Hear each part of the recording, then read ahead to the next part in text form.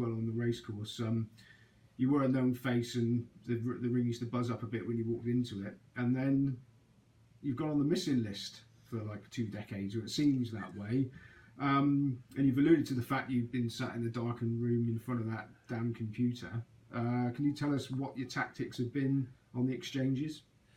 Back when they started, I immediately saw it, the huge opportunity from being a layer. And for the first probably 7 or 8 years, from 2002 onwards, I was in there every day, laying race after race, occasional back, but mostly lay, reasonably high stakes, major amount of turnover, small profit margin. And I was perfectly happy with that. And I was still out going racing occasionally. I would still have big single win bets at the festivals at Cheltenham, Ascot, Goodwood, that sort of thing. But the day-to-day was all about being a layer on Betfair. I lost the enthusiasm for that at around about the 2010, 2011. There were family issues. My mother was ill, and I was needed to look after her quite a lot of the time. And when I came back, I found that I didn't have the concentration. I mean, by that stage, I was 65. I couldn't generate the amount of mental strength needed to sit there all day and do that work.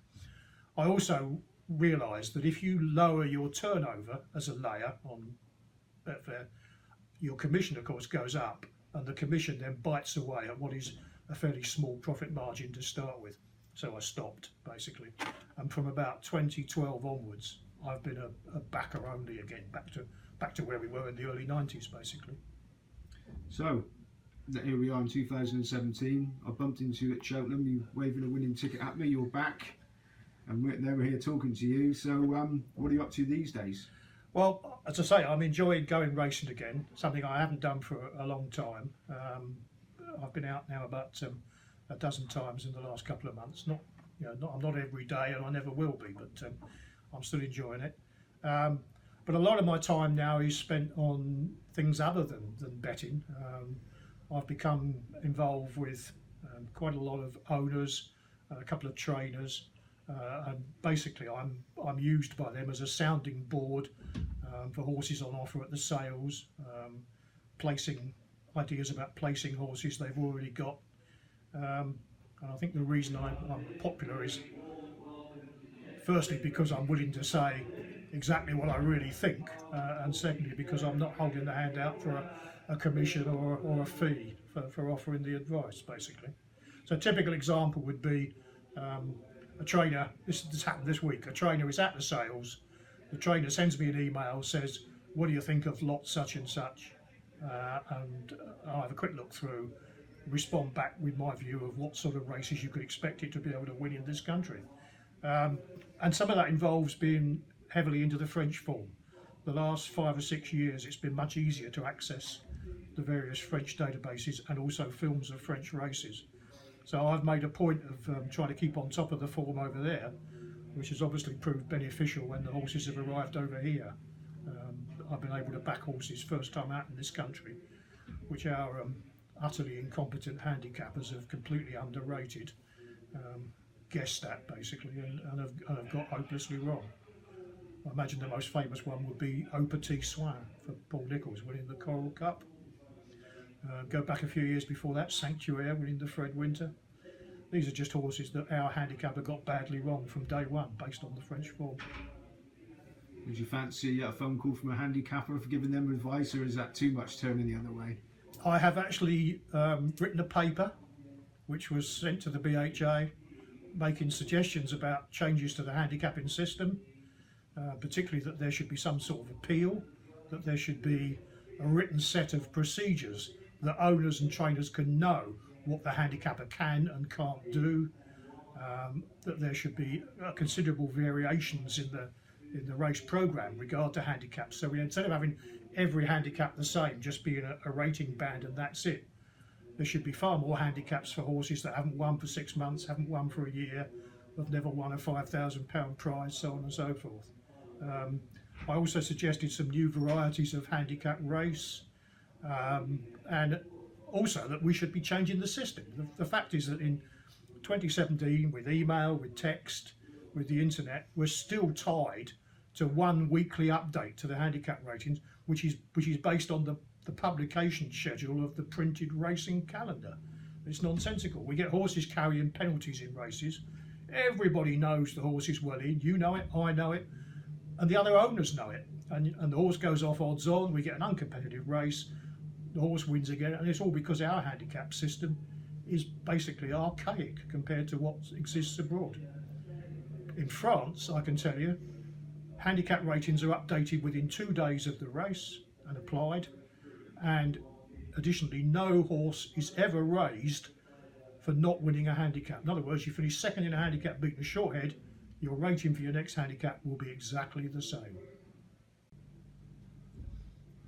Back in the day, I'm assuming that you got very used to having bets clipped or refused or bluffed, as they used to be in the good old days.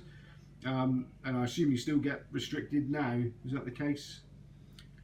Yes, it certainly is. I think it's an inevitable fact of life. I mean, I had a Tote Credit account for a long, long time, and they were really very good to me. And that got closed after a sequence of all-weather winners in late 1998. I had an account with Hills online. You can ask the chaps on the rails. That lasted 9 months before that got closed down. Although, to be fair, I did take 28 grand off them in that time. And I know that the chaps who worked on the rails, like John Best, were quite peeved that the account had been closed, because they were just taking my bets and going off and backing them on their own account. And then when the offshoring started, it didn't take very long to get closed down by the likes of Ladbrokes and Victor Chandler. With Ladbrokes, I made the heinous mistake of having 400 quid on a 12-to-1 winner with the Jim Crack, a horse called Bannister, and that was the end of that one, basically. And it's continued in. I mean, without Betfair, you would all come to a grinding halt early in this century. Now I'm back on the racecourse betting, and I'm finding no problem at all getting on. I mean, it's actually more fun. People are telling me, oh, you're not going to get the best price. It'll be bigger on the machine. Well, yeah, but I'm getting the fresh air. I'm getting the exercise.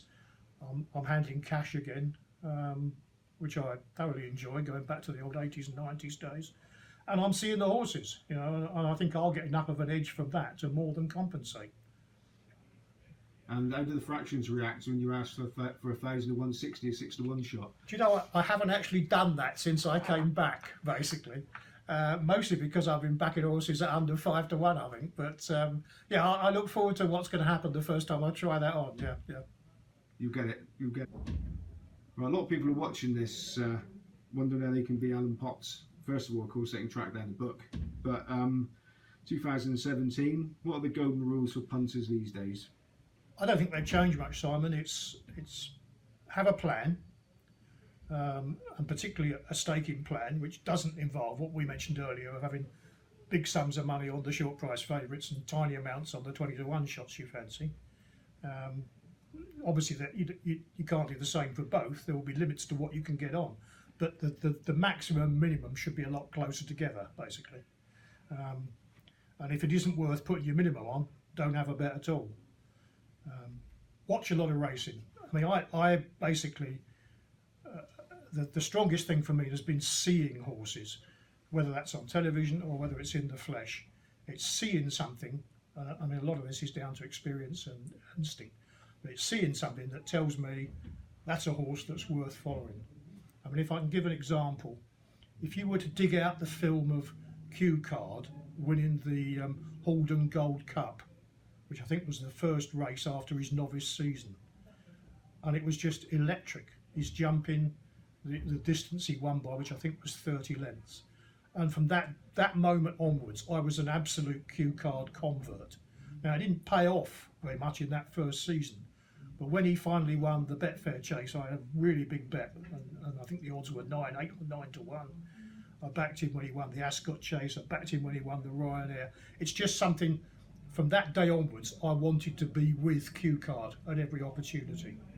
It was the same when I saw, in fact, the same generation, when I saw Bobsworth run against Q Card at Newbury. I think he beat him in a 2.5 mile race, and the amount of pace he showed on the running stuck in my mind. I could see it every time Bobsworth ran.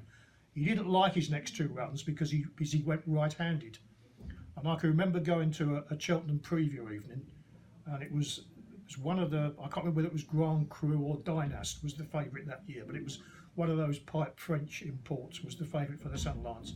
And all the other pundits on the panel, the jockey, the trainer, the bookmaker, the commentator, they were all in favour of the French horse. I was giving it large on Bobsworth and telling them that back on a left-handed track he was going to be unbeatable, and you know, and thankfully that paid off. It's what you see, I think, is and how you interpret that is by far and away the most important thing. What's in the form book, everybody gets.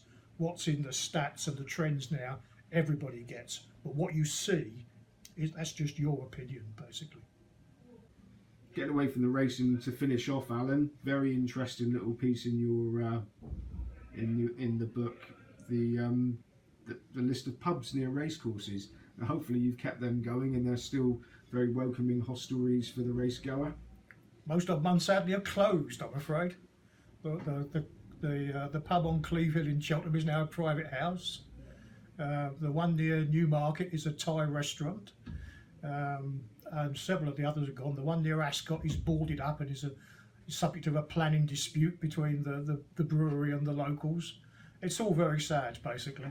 I don't drink as much as I used to anyway, so it hasn't really affected me. I pretty much gave up on heavy alcohol consumption about 15 years ago, so about the same time I stopped going racing on a regular basis. So.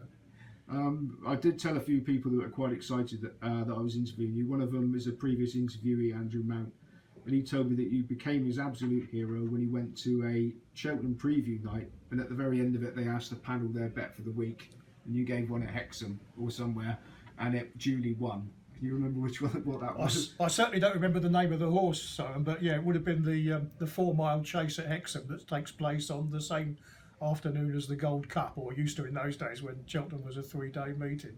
If I couldn't find a decent bet at Cheltenham, what's wrong with having a bet at Hexham? It's something I think I did mention in the book, that a selling hurdle winner at 5 to 1 at Toaster puts the same amount of money in your back pocket as a 5 to 1 winner at the Gold Cup. You know? Well, that's what you call against the crowd. Well, thank you very much, Alan. Good My luck. pleasure.